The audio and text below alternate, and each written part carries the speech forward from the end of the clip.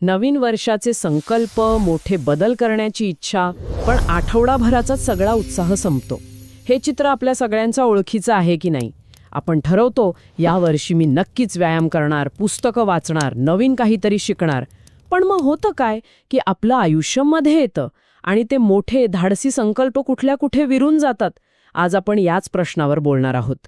आपले चांगले हेतू अयशस्वी का होतात आणि यावर उपाय म्हणून एका जपानी तत्वज्ञानाचा आधार घेणार आहोत, ज्याच्यात एक मोठं अमेरिकन रहस्य दडलेलं आहे. बरोबर. आपल्याकडे सारा हार्वे यांच्या कायझेन या पुस्तकातून काही महत्त्वाचे मुद्दे आहेत. कायझेन हा शब्द ऐकायला खूप मोठा आणि गंभीर वाटतो, पण त्याचा अर्थ खूप सोपा आहे. चांगल्यासाठी बदल किंवा सतत सुधारणा. पण यातली गंमत ही आहे की ही पद्धत मोठमोठे बदल करायला सांगतच नाही. उलट ती आपल्याला अतिशय लहान, म्हणजे इतकी लहान पावले उचलायला सांगते की आपल्या मेंदूला त्याचा पत्ताही लागत नाही. आणि इथेच मला ही गोष्ट खूप आकर्षक वाटते. म्हणजे आपण आपल्याच मेंदूला नकळतपणे चांगल्या सवयी लावू शकतो. कायझेन हा शब्द मी नेहमी मोठ्या कंपन्यांच्या संदर्भात, विशेषतः टोयोटासारख्या कंपन्यांबद्दल ऐकला आहे. पण तो आपल्यासारख्या सामान्य माणसाच्या रोजच्या आयुष्यात कसा लागू होतो हे जाणून घ्यायला मी खूप उत्सुक आहे. चला तर मग बघूया तरी हे कायझेन प्रकरण नेमकं आहे काय आणि त्याचा उगम खरोखरच जपानमध्येच झाला आहे का. याची सुरुवात होते लेखिका सारा हार्वे यांच्या स्वतःच्या अनुभवातून. त्या लंडनमधल्या धावपळीच्या तणावपूर्ण आयुष्याला कंटाळल्या होत्या. मग त्यांनी एक धाडसी निर्णय घेतला आणि त्या जपानला गेल्या. आणि तिथे त्यांना काहीतरी वेगळं जाणवलं असेल, बरोबर? अगदी. त्यांना टोकियोसारख्या प्रचंड गर्दीच्या शहरात एक अनपेक्षित शांतता आणि सुव्यवस्था आढळली. मेट्रोमध्ये प्रचंड गर्दी असूनही कोणी आरडाओरडा करत नाही, ट्रॅफिक जाममध्येही कोणी हॉर्न वाजवत नाही. सगळं काही एका शिस्तीत चाललेलं. त्यांनी पाहिलं की तिथे प्रत्येक कामात लहान लहान तपशिलांवर खूप भर दिला जातो. मग ते रस्त्यांची दुरुस्ती असो, जिथे प्रत्येक कामगार आपापलं काम शांतपणे करत असतो, किंवा सुशी बनवण्याचं प्रशिक्षण असो, जिथे शेफ बनायला अनेक वर्ष लागतात. म्हणजे प्रत्येक गोष्टीत एक प्रक्रिया आहे, एक पद्धत आहे, घाई नाही. नेमका हाच मुद्दा. आणि याच निरीक्षणातून त्यांना कायझेन या संकल्पनेची ओळख झाली. ही केवळ एक व्यवस्थापन पद्धत नाहीये, तर जगण्याची एक शैली आहे. मोठं ध्येय गाठण्यासाठी मोठी उडी मारण्याऐवजी रोज एक लहान, सहज करता येण्याजोगं पाऊल उचलणं. ऐकायला तर हे अस्सल जपानी तत्वज्ञान वाटतंय, पण पुस्तकात एक धक्कादायक गोष्ट सांगितली आहे. ही संकल्पना पूर्णपणे जपानी नाहीच. बरोबर. आणि इथेच ही गोष्ट खूप रंजक बनते. आपल्याला वाटतं की हे शुद्ध जपानी तत्वज्ञान आहे, पण याचं मूळ दुसऱ्या महायुद्धातल्या अमेरिकेत आहे. विचार करा, जपानच्या औद्योगिक यशाचं जे रहस्य मानलं जातं ते अमेरिकेतून आलं होतं. एक मिनिट, हे कसं शक्य आहे? म्हणजे ही पद्धत अमेरिकेत सुरू झाली आणि मग जपानला गेली, पण मग अमेरिकन कंपन्यांनी सुरुवातीला ती का नाही वापरली? उत्तम प्रश्न. झालं असं की दुसऱ्या महायुद्धात अमेरिकेला मोठ्या प्रमाणावर उत्पादन वाढवायचं होतं. तेव्हा त्यांनी ट्रेनिंग विदिन इंडस्ट्रीज नावाचा एक कार्यक्रम तयार केला. याचा उद्देश होता की कर्मचाऱ्यांनी स्वतःहून त्यांच्या कामात लहान-सहान सुधारणा सुचवाव्यात, ज्यामुळे कार्यक्षमता वाढेल. युद्धानंतर अमेरिकेची अर्थव्यवस्था तेजीत होती. त्यांना या पद्धतीची फारशी गरज वाटली नाही. याउलट युद्धात हारलेला जपान संकटात होता. त्यांच्यासाठी ही एक जीवनरेखा होती. अच्छा, म्हणजे गरजवंताला अक्कल नसते असं म्हणतात, पण इथे गरजेमुळेच त्यांना एक नवीन दिशा मिळाली. अगदी तसंच. विल्यम एडवर्ड्स डेमिंग यांच्यासारख्या अमेरिकन सल्लागारांनी ही पद्धत जपानमध्ये नेली. जपानच्या कंपन्यांनी ती फक्त स्वीकारली नाही, तर तिला आपलंसं करून तिचं तत्वज्ञानात रूपांतर केलं आणि त्याला कायझेन हे नाव दिलं. टोयोटा कंपनी हे याचंच उत्तम उदाहरण आहे. त्यांची द टोयोटा वे ही कार्यपद्धती याच तत्वावर आधारित आहे. त्यांच्या फॅक्टरीमध्ये प्रत्येक कामगाराला अँडॉन कॉर्ड नावाची एक दोरी दिलेली असते. जर त्यांना उत्पादनात छोटीशीही चूक दिसली तर ते ती दोरी ओढून संपूर्ण प्रोडक्शन लाईन थांबवू शकतात. म्हणजे एका सामान्य कामगारावर केवढा विश्वास! हो, कारण त्यांचा विश्वास आहे की समस्या लहान असतानाच सोडवली तर पुढे मोठं नुकसान टळतं. आणि मग गंमत बघा, 1980च्या दशकात जपानी कंपन्या, विशेषतः ऑटोमोबाईल कंपन्या, अमेरिकन कंपन्यांना मागे टाकू लागल्या. तेव्हा अमेरिकन कंपन्यांनी पुन्हा हेच कायझेन तंत्र जपानकडून शिकून घेतलं. म्हणजे हे चक्र पूर्ण झालं. ही गोष्ट फक्त व्यवसायापुरती मर्यादित नाही, हे सुद्धा पुस्तकात म्हटलंय. खेळांमध्येही याचा वापर झालाय, है ना? हो. सर डेव्ह ब्रेल्सवर्ड यांचं उदाहरण खूप प्रसिद्ध आहे. ते ब्रिटिश सायकलिंग टीमचे प्रशिक्षक होते. त्या टीमने तोपर्यंत फार काही मोठी कामगिरी केली नव्हती. ब्रेल्सफर्ड यांनी ॲग्रेगेशन ऑफ मार्जिनल गेन्स म्हणजेच लहान फायद्यांची बेरीज हे तत्त्व वापरलं. त्यांनी प्रत्येक गोष्टीत फक्त 1% सुधारणा करण्याचं ध्येय ठेवलं. 1%? फक्त 1%? ऐकायला तर खूपच कमी वाटतं. त्याने नक्की काय केलं? त्यांनी सायकलच्या सीटची रचना थोडी बदलली, टायरला जास्त चांगल्या प्रकारे चिकटणारं जेल लावलं, खेळाडूंच्या उशा बदलल्या जेणेकरून त्यांना चांगली झोप लागेल, अगदी हात धुण्याचं योग्य तंत्र शिकवलं जेणेकरून ते आजारी पडणार नाहीत. अशा शेकडो लहान सहान गोष्टी आणि परिणाम त्यांच्या टीमने 2012च्या ऑलिम्पिकमध्ये अक्षरशः पदकांचा पाऊस पाडला. यावरून सिद्ध होतं की लहान सातत्यपूर्ण सुधारणा किती मोठे परिणाम देऊ शकतात. हे अविश्वसनीय आहे. सिद्धांत ऐकायला खूप छान वाटतो. पण आता मूळ प्रश्नाकडे येऊया. हे सगळं इतकं सोपं असेल तर आपण आपले संकल्प का पूर्ण करू शकत नाही? सवयी बदलणं इतकं अवघड का असतं? यामागे नक्कीच काहीतरी मानसशास्त्रीय कारण असणार. नक्कीच. आणि याचं उत्तर आपल्या मेंदूच्या रचनेत दडलेलं आहे. आपला मेंदू हा ऊर्जेची बचत करणारा एक अवयव आहे. मानसशास्त्रज्ञ त्याला कॉग्निटिव्ह मायझर म्हणतात, म्हणजे वैचारिक कंजूस. त्याला जास्त विचार करायला आवडत नाही. त्यामुळे तो अनेक कामांसाठी शॉर्टकट्स तयार करतो, ज्यांना आपण सवयी म्हणतो. गाडी चालवणं, ब्रश करणं या गोष्टी आपण विचार न करता करतो, कारण मेंदूने त्यासाठी एक ठरलेली पद्धत, एक न्यूरल पाथवे तयार केलेला असतो. म्हणजे सवयी या मेंदूसाठी ऊर्जा वाचवण्याचा एक मार्ग आहेत. बरोबर. पण जेव्हा आपण ह्या सवयी बदलण्याचा प्रयत्न करतो तेव्हा मेंदूला ते आवडत नाही. त्याला त्या ठरलेल्या मार्गावरूनच जायचं असतं. यामागे 2 मुख्य कारणे आहेत. पहिलं म्हणजे आपल्या मेंदूचा एक मूळ स्वभाव आहे. तो 10 चांगल्या गोष्टी विसरून जाईल, पण एका धोक्याला किंवा नकारात्मक गोष्टीला घट्ट धरून बसेल. यालाच मानसशास्त्रज्ञ निगेटिव्हिटी बायस म्हणतात. हा स्वभाव आपल्या पूर्वजांकडून आला असेल नाही का? जंगलात जगण्यासाठी धोके ओळखणं जास्त महत्वाचं होतं. अगदी बरोबर. त्यांच्यासाठी हे आवश्यक होतं. पण आज सवयी बदलताना हाच सवय आपल्याला मागे खेचतो. कोणताही मोठा बदल मेंदूला एक धोका वाटतो आणि मेंदूतील अमिगडाला नावाचा एक छोटा भाग, जो भावनिक प्रतिक्रियांसाठी जबाबदार असतो, तो धोक्याची घंटा वाजवतो. त्यामुळे आपल्याला अस्वस्थ वाटायला लागतं, भीती वाटते.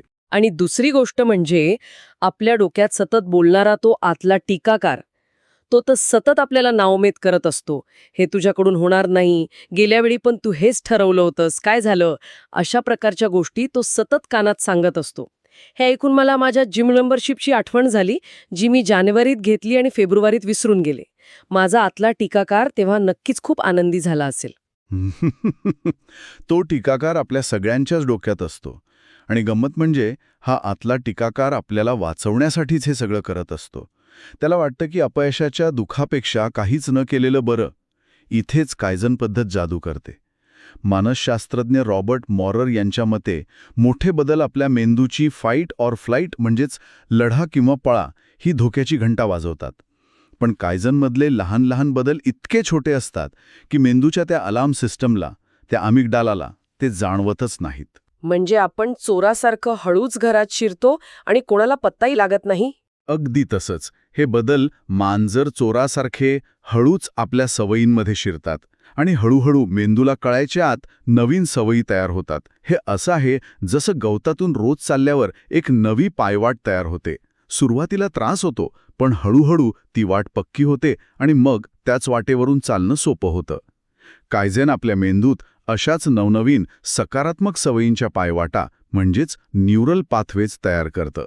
ठीक आहे, म्हणजे आपण आपल्या मेंदूला न घाबरवता हळूच बदल घडवू शकतो. हे कळलं. मला हे आता स्वतः करून बघायची इच्छा होतीये. पण सुरुवात कुठून करायची? माझं आयुष्य इतकं गुंतागुंतीचं आहे, लहान पाऊल नेमकं कुठे उचलायचं हेच कळत नाहीये. पुस्तकात याबद्दल काही मार्गदर्शन आहे का? हो, आणि त्यासाठी एक खूप सोपी आणि प्रभावी पद्धत सांगितली आहे. याची सुरुवात होते स्वतःच्या आयुष्याचा एक प्रामाणिक आढावा घेण्यापासून. द इन्व्हेंटरी म्हणजे एक प्रकारे स्वतःच्या आयुष्याचं ऑडिटच करायचं. पण हे करताना खूप जास्त नकारात्मक वाटायला नको का? की अरे इतक्या सगळ्या गोष्टींमध्ये सुधारणा करायची आहे. खूप चांगला मुद्दा आहे आणि म्हणूनच ही प्रक्रिया खूप विचारपूर्वक तयार केली आहे. पहिली पायरी म्हणजे एका कागदावर आपल्या आयुष्याचे वेगवेगळे भाग लिहिणे, जसे की आरोग्य, काम किंवा करिअर, पैसा, घर, नातेसंबंध आणि नवी आव्हानं. ठीक आहे, ही यादी तयार झाली. मग पुढे? मग येते दुसरी आणि सर्वात महत्त्वाची पायरी. यादीतील प्रत्येक क्षेत्राबद्दल स्वतःला काही प्रश्न विचारणे आणि ह्या प्रश्नांचा क्रम खूप महत्त्वाचा आहे. पहिला प्रश्न, मी या क्षेत्रात यशस्वी कशी आहे किंवा या क्षेत्रात कोणत्या गोष्टी चांगल्या चालल्या आहेत. अरे वा, सुरुवात सकारात्मकतेने करायची. काय चुकतंय याने नाही, तर काय बरोबर आहे याने. अगदी बरोबर. यामुळे आत्मविश्वास वाढतो आणि मग सुधारणेकडे बघण्याचा दृष्टिकोन सकारात्मक होतो. यानंतर दुसरा प्रश्न विचारायचा, मी यात अजून सुधारणा कशी करू शकेन. तिसरा प्रश्न, सुधारित परिस्थिती कशी दिसेल, म्हणजे आदर्श स्थिती काय असेल याची कल्पना करणे. आणि मग येतो तो जादूचा प्रश्न. हो, चौथा आणि अंतिम प्रश्न, ही सुधारित परिस्थिती गाठण्यासाठी मी आज कोणतं एक लहान, अगदी लहान पाऊल उचलू शकेन. हे पाऊल इतकं लहान असावं की ते न करण्यासाठी कोणतंही कारण देता येऊ नये. उदाहरणार्थ, पुस्तकात म्हटल्याप्रमाणे जर 10 किलोमीटर धावण्याचं ध्येय असेल, तर पहिलं पाऊल फक्त धावण्यासाठीचे शूज कपाटातून बाहेर काढून दाराजवळ ठेवणे असू शकतं, किंवा धावण्यासंबंधीचं एखादं ॲप डाउनलोड करणे. बरोबर. किंवा जर पुस्तक लिहायचं असेल तर पहिलं पाऊल फक्त एक वाक्य लिहिणं असू शकतं. मित्रमैत्रिणींसोबतचे संबंध सुधारायचे असतील तर पहिलं पाऊल फक्त एखाद्या जुन्या मित्राला एक हायचा मेसेज करणं असू शकतं. हे इतकं सोपं आहे की आपला आतला टीकाकार सुद्धा म्हणेल, ठीक आहे, एवढं तर करू शकतोस. पण हे एक लहान पाऊल उचलणं ऐकायला सोपं वाटतं. प्रत्यक्षात रोजच्या धावपळीत ते विसरून जायला किंवा टाळायला किती वेळ लागणार? मला वाटतं यात सातत्य टिकवणं हेच सर्वात मोठं आव्हान असेल. तुम्ही अगदी बरोबर ओळखला. आणि म्हणूनच पुस्तकात या प्रगतीचा मागोवा ठेवण्यासाठी आणि स्वतःला जबाबदार धरण्यासाठी काही मार्ग सुचवले आहेत. एक चांगला मार्ग म्हणजे बुलेट जर्नल वापरणे. यात तुम्ही तुमच्या रोजच्या किंवा आठवड्याच्या प्रगतीची नोंद ठेवू शकता. जेव्हा तुम्ही पाहता की तुम्ही रोज एक लहान का होईना पण पाऊल उचलत आहात, तेव्हा प्रेरणा मिळते. आणि जर जर्नल लिहिण्याचा कंटाळा येत असेल तर तुम्ही एखाद्या मित्राला किंवा कुटुंबातील सदस्याला आपल्या ध्येयाबद्दल सांगू शकता. याला अकाउंटेबिलिटी पार्टनर म्हणतात. ते तुम्हाला प्रोत्साहन देतील आणि आठवण करून देतील.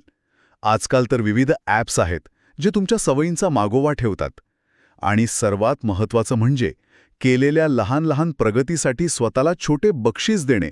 जसं की आठवडाभर रोज 5 मिनिटं व्यायाम केला तर स्वतःला आवडणारी कॉफी पिणे.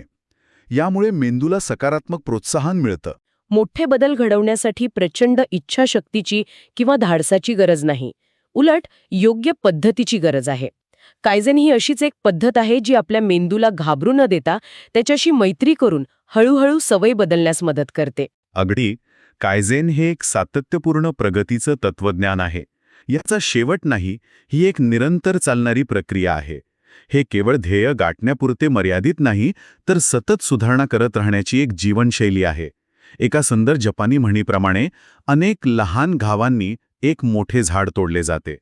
लहान पावलांमध्येच मोठे बदल घडवण्याची ताकद दडलेली असते. ही कल्पनाच खूप दिलासा देणारी आहे की आपल्याला एका रात्रीत सगळं काही बदलण्याची गरज नाही. हळूहळू पण निश्चितपणे बदल घडवता येतो. हो, आणि आजच्या चर्चेत आपण आपल्यातील कमतरता सुधारण्यासाठी किंवा वाईट सवयी बदलण्यासाठी कायझेन कसे वापरावे हे पाहिले. पण जाता जाता एक विचार मी सगळ्यांसाठी सोडून जाऊ इच्छितो. कोणता विचार? आपण नेहमी आपल्या कमकुवत दुव्यांवर काम करण्याचा विचार करतो. मला व्यायाम करायचा आहे, मला पैसे वाचवायचे आहेत. पण विचार करा, जर हीच पद्धत, हीच 1% सुधारण्याची संकल्पना आपण आपल्या एखाद्या कमकुवत दुव्यावर नाही तर आपल्या सर्वात मोठ्या ताकदीवर किंवा कौशल्यावर लावली तर काय होईल? समजा कोणी चित्र काढण्यात, लिहिण्यात किंवा एखादा वाद्य वाजवण्यात आधीच चांगली आहे. जर त्या व्यक्तीने ठरवलं की रोज फक्त 15 मिनिटं जास्त सराव करायचा किंवा आपल्या कामात फक्त 1% सुधारणा करायची, तर वर्षभरात त्या कौशल्यात किती मोठी चक्रवाढ वाढ होऊ शकते याचा विचार करायला हवा. कदाचित आपली सर्वात मोठी क्षमता आपल्या कमतरतांमध्ये नाही तर आपल्या ताकदीला अजून धार लावण्यात दडलेली असेल. नमस्कार आणि स्वागत आहे. नवीन वर्ष, नवीन संकल्प आणि मग फेब्रुवारीपर्यंत सगळं पहिल्यासारखं. आपण सगळेच यातून जातो. मोठमोठी ध्येय ठरवतो, नाही का? जिमला पैसे भरतो, डाएट प्लॅन, पण काही आठवड्यांतच सगळं बारगळतं. तर आज आपण ह्याच समस्येवर एका वेगळ्या दृष्टिकोनातून बोलणार आहोत. हा दृष्टिकोन येतो जपानमधून आणि त्याचं नाव आहे कायझेन. बरोबर. कायझेन म्हणजे सतत लहान सुधारणा. ही संकल्पना तशी मुळात उद्योगांमध्ये वापरली जायची. पण आज आपल्या हातात जे स्रोत आहेत त्यात या पद्धतीचा वापर आपल्या वैयक्तिक आरोग्यासाठी कसं करायचा हे सांगितलं आहे. आणि याची मुळं जपानच्या एका जुन्या विचारात आहेत, शिनशिन इचिन्यो. शिनशिन इचिन्यो म्हणजे काय? म्हणजे शरीर आणि मन एकच आहेत. आपण अनेकदा या दोन गोष्टी वेगवेगळ्या समजतो, पण खरं तर त्या एकमेकांत पूर्णपणे गुंतलेल्या आहेत. हे ऐकून खूप इंटरेस्टिंग वाटतंय. म्हणजे आपण फक्त शरीरावर किंवा फक्त मनावर काम करू शकत नाही. आणि मला वाटतं इथेच मोठे संकल्प फसतात. आपण शरीराला एकदम बदलायला जातो आणि आपलं मन त्याला विरोध करतं. अगदी. तर आजच्या आपल्या चर्चेचं ध्येय हेच आहे की कायझेनच्या या लहान पावलांच्या मदतीने आपण आरोग्य आणि सवयी कशा सुधारू शकतो, तेही स्वतःशी भांडण न करता. सुरुवात कुठून करायची? मला वाटतं सगळ्यात मोठा अडथळा तो म्हणजे व्यायाम. हो, व्यायामाचा विचार जरी मनात आला ना तरी अनेकांना थकवा येतो. सगळ्यांना माहितीये की ते गरजेचं आहे, पण सुरुवात करणं डोंगरा एवढं वाटतं. जागतिक आरोग्य संघटनेची आकडेवारी पाहिली तर जगात 15 वर्षांवरचे जवळजवळ 31% लोक पुरेसा व्यायाम करत नाहीत. 31%? हो, आणि यामुळे दरवर्षी तब्बल 32 लाख मृत्यू होतात अपुऱ्या शारीरिक हालचालींमुळे. हे आकडे खूप गंभीर आहेत. आणि यामागे फक्त आळस हे एकच कारण नाहीये. म्हणजे महागडी जिम, शाळेतल्या पीटीच्या वाईट आठवणी किंवा दिवसभर काम करून घरी आल्यावर सोफ्यावर बसून नेटफ्लिक्स बघण्याचा मोह, या सगळ्यामुळे व्यायामाची कल्पनाच नकोशी होते. बरोबर. तो ऑल ऑर नथिंग दृष्टिकोन असतो.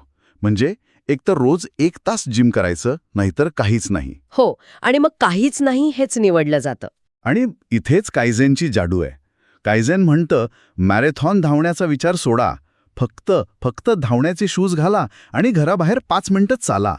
सुरुवात इतकी लहान हवी की तुमच्या मेंदूला नाही म्हणायला संधीच मिळू नये. पण खरंच फक्त 5 मिनिटं चालण्याने काय फरक पडणार आहे? हे स्वतःला फसवण्यासारखं नाही का? खूप चांगला प्रश्न आहे. मुद्दा त्या 5 मिनिटांच्या व्यायामाचा नाहीये, मुद्दा आहे तुमची ओळख बदलण्याचा. जेव्हा तुम्ही रोज 5 मिनिटं चालता तेव्हा तुम्ही स्वतःला एक संदेश देता की मी एक अशी व्यक्ती आहे जी व्यायामासाठी वेळ काढते. ती लहानशी कृती तुमची निष्क्रियतेची साखळी तोडते आणि एक नवीन सवय सुरू करण्यासाठी एक गती निर्माण करते. अच्छा, म्हणजे सवयीची सुरुवात करणं महत्वाचं आहे. हो, उदाहरणार्थ अनेकांना ट्रेडमिलचा खूप कंटाळा येतो. मग ते स्विंग डान्स, बॉक्सिंग किंवा डिस्को योगासारखे मजेशीर प्रकार शोधू शकतात. ओके, पण नवीन क्लास जॉईन करणं हे सुद्धा एक मोठं पाऊल वाटू शकतं. नक्कीच. मग त्यासाठी कायझेनचं पहिलं पाऊल काय असेल? क्लास जॉईन करणं नाही हां, फक्त त्या क्लासबद्दल ऑनलाईन माहिती काढणं किंवा त्यासाठी लागणारे कपडे आपल्या कपाटात कुठे आहेत हे शोधून ठेवणं, इतकं सोपं. मला हे पटतंय. म्हणजे आपण प्रत्यक्ष कृतीपेक्षा त्या कृतीची तयारी करण्यावर लक्ष केंद्रित करतोय. धावण्याचं उदाहरण घेऊया. धावणं विनाखर्चिक आहे, कुठेही करता येतं, पण अनेकांना त्याचाही कंटाळा येतो. तर इथे सर्वात लहान पाऊल काय असू शकतं? फक्त तुमच्या घरापासून 1 किलोमीटरचा एक मार्ग नकाशावर आखून ठेवणे. धावायचं नाही, फक्त मार्ग ठरवायचा. पुढच्या दिवशी त्या मार्गावर फक्त चालायला जा. कदाचित 100 मीटर धावा आणि मग चाला. हळूहळू नकळतपणे धावण्याचं अंतर वाढत जातं. म्हणजे न कळतपणे प्रगती होते. अगदी. जपानमध्ये राजिओ ताईसो नावाची एक सुंदर परंपरा आहे. सकाळी पार्कमध्ये रेडिओवर व्यायाम करण्यासाठी लोक एकत्र येतात. तो एक सामाजिक सोहळा असतो. आपल्याकडेही असं काही करता येईल. आपल्या जवळच्या पार्कमध्ये सकाळी काय चालतं हे फक्त एकदा जाऊन बघून येणं, हे सुद्धा एक कायझेन पाऊल होऊ शकतं. बरोबर. बरोबर. आणि ज्यांच्याकडे खरंच वेळ नाही त्यांच्यासाठी प्रवासात व्यायाम करण्याची कल्पना चांगली आहे. कामावर जाताना एक थांबा आधी उतरून चालत जाणे किंवा लिफ्टऐवजी जिने वापरणे. हो. आणि या कल्पनेचा विस्तार म्हणजे तुमच्या दैनंदिन कामातच व्यायामाच्या संधी शोधणे. बागकाम हे त्याचं उत्तम उदाहरण आहे. अनेकांना वाटतं की बागकाम म्हणजे फक्त एक छंद आहे, पण अमेरिकेच्या सेंटर फॉर डिसीज कंट्रोलनुसार बागकाम हा एक मध्यम तीव्रतेचा व्यायाम आहे. अरे वा. हो. वाकून गवत काढणं, माती खोदणं, झाडांना पाणी घालणं, यात तुमच्या शरीराच्या अनेक स्नायूंचा वापर होतो. तुम्हाला कळतही नाही आणि तुमचा व्यायाम होतो. म्हणजे इथे खरी गंमत व्यायाम करण्यात नाही, तर आपल्या दैनंदिन जीवनात तो शोधण्यात आहे. ठीक आहे, मग ही लहान पावलं उचलून आपण सुरुवात केली, पण याचं मोठ्या ध्येयात रूपांतर कसं करायचं? ही प्रक्रिया खूप नैसर्गिकरित्या होते. एकदा का तुम्हाला 5 मिनिटं चालण्याची सवय लागली की तुमचं शरीर आणि मन दोन्ही 10 मिनिटांसाठी तयार होतं. मग तुम्ही हळूहळू वेग वाढवू शकता किंवा हिटसारखे प्रकार करून पाहू शकता. पण प्रेरणा टिकवून ठेवण्यासाठी एक गोष्ट महत्त्वाची आहे. फक्त वजन कमी करण्यावर लक्ष केंद्रित करू नका. अच्छा. व्यायामामुळे मिळणारे इतर फायदे अनुभवा, जसं की चांगली झोप, वाढलेली ऊर्जा, सुधारलेला मूड. जेव्हा तुम्हाला हे फायदे जाणवू लागतात तेव्हा प्रेरणा आतून येते. आणि मला वाटतं हाच धागा आपल्याला पुढच्या विषयाकडे घेऊन जातो. कारण जेव्हा तुम्ही व्यायाम करता तेव्हा तुम्हाला आपोआप चांगलं खाण्याची इच्छा होऊ लागते. पण आहार किंवा डाएट हा शब्द ऐकताच डोळ्यासमोर बेचव पदार्थ आणि उपाशी राहण्याची कल्पना येते. अगदी. म्हणूनच आपण इथे कोणत्याही फॅट डाएटबद्दल बोलणार नाही आहोत. कायझनचा दृष्टिकोन अन्नाशी असलेलं आपलं नातं सुधारण्यावर आहे, ते तोडण्यावर नाही. आणि याची सुरुवात आपण सगळ्यात मूलभूत गोष्टीपासून करू शकतो. पाणी. पाणी. हो, डॉक्टर सांगतात दिवसाला 6 ते 8 ग्लास पाणी प्या. पण अनेकांना साधं पाणी प्यायचा कंटाळा येतो. बरोबर. मग यासाठी काय करता येईल? पाण्यात लिंबू किंवा काकडी घालून चव वाढवता येते. हे एक झालं. पण मला एक कल्पना खूप आवडली. प्रत्येक वेळी टॉयलेटला जाऊन आल्यावर 1 ग्लास पाणी पिण्याची सवय लावणे. तुम्ही एक जुन्या सवयीला एक नवीन सवय जोडत आहात. एक्झॅक्टली. याला हॅबिट स्टॅकिंग म्हणतात. यामुळे तुम्हाला लक्षात ठेवायची गरज पडत नाही, ते आपोआप होतं. असाच एक लहान बदल आपण साखरेच्या बाबतीत करू शकतो. आरोग्यतज्ञ सांगतात की आपल्या आहारातील केवळ 5% ऊर्जा साखरेतून यायला हवी.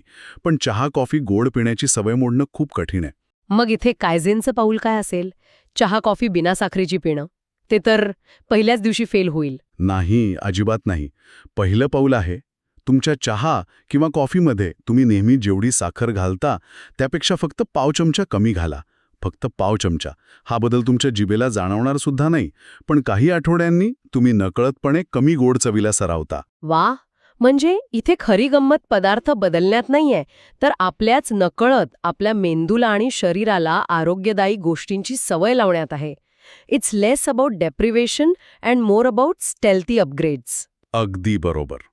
The goal isn't to force a change, it's to make the change so small, इतका लहान की तुमच्या मेंदूला ते कठीण काम वाटतच नाही. हीच गोष्ट आपण फळं आणि भाज्यांच्या बाबतीतही वापरू शकतो. एका अभ्यासानुसार दिवसाला 7 फळं भाज्या खाल्ल्याने आरोग्य सुधारतं. पण 7 हा आकडाच भीतीदायक वाटतो. मग याची सुरुवात कशी करता येईल? अगदी लहानात लहान. तुमच्या आवडत्या पदार्थांमध्ये एखादी गुप्त भाजी घाला. पास्ता सॉसमध्ये गाजर किसून घाला किंवा ऑमलेटमध्ये थोडे पालक घाला. चवीत फारसा फरक पडणार नाही, पण पोषण नक्की वाढेल.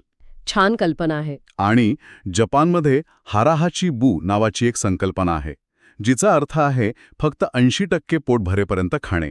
हे ऐकायला खूप छान वाटतं, पण प्रत्यक्षात कसं आणायचं?